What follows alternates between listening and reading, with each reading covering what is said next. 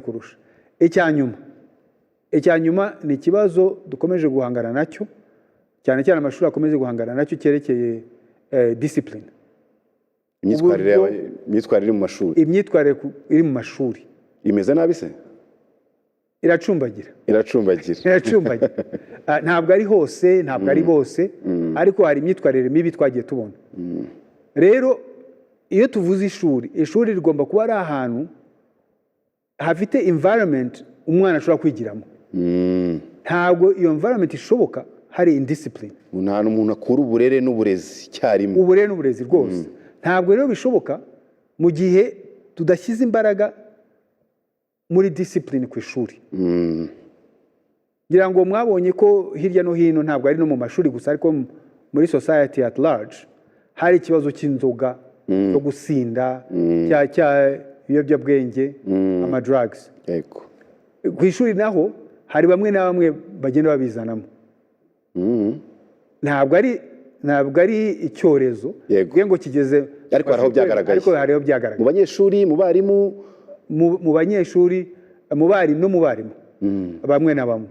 Rero ishuri rigomba kuba icyo nakwita alcohol and drug free zone. Ahantu hatarangwa inzoga n'ibiyobyabwenge na biki. In essence ni ukuvuga ngo dushaka ko ari zero tolerance, ntabwo bigomba kuhagaragara. Rero uzabifatanwa ku ishuri, yaba umunyeshuri, yaba umwarimu, yaba umudiregiteri, yaba umukozi wo mu gikoni, umuntu wese uzabifatanwa ku ishuri azahita yirukanwa burundu. Azahita yirukanwa.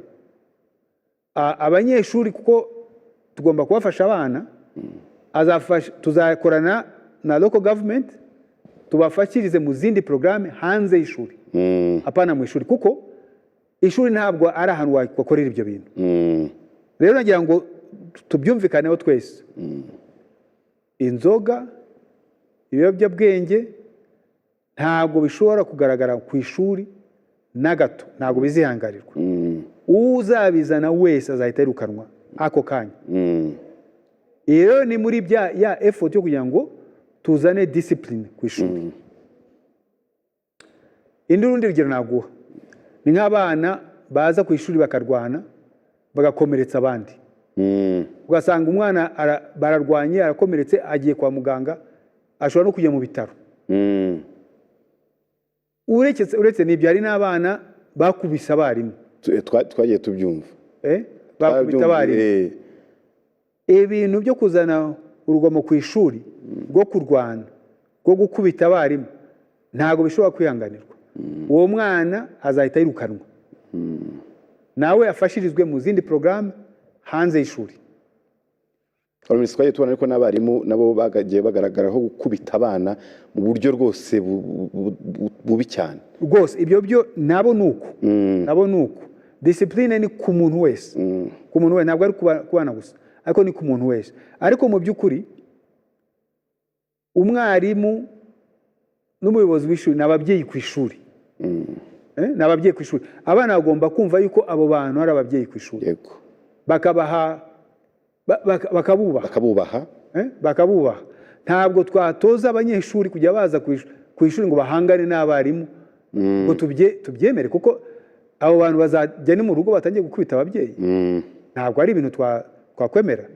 Rero bagomba kububaha, ariko nabo bagomba nyine kwitwara nk'ababyeyi.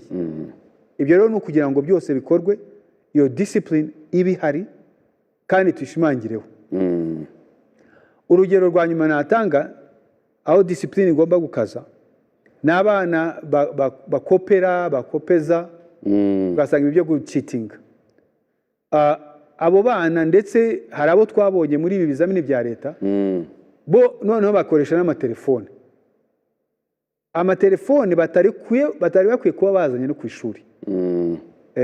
Aho ngaho tuributsa ababyeyi, tukibutsa abayobozi b'amashuri kugira ngo bakangurire abana banabibutse yuko kuzana telefone ku ishuri bitemewe, bisiga mu rugo.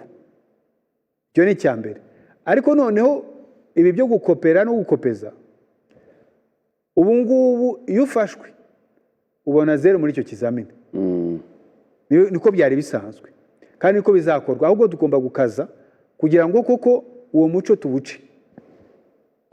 Ntihagire unyumva nabi ngo ugire ngo yenda gukopera birakabije cyane mu mashuri. Ubwo ni nacyo nashaka kubaza, haba hari case zagaragaye nko muri ikizamini cya leta, ibizamini bya leta bisojwe abakopeje abakopeye, ni case harimo case zagaragaye, ariko hari ibintu rwose ugomba guhaguruka ukarwanya, niyo byaba ari ikintu kimwe gusa, niyo yaba ari case imwe, niyo ari case cyane, kuko nuko zongera ifo kuzikuraho burundu.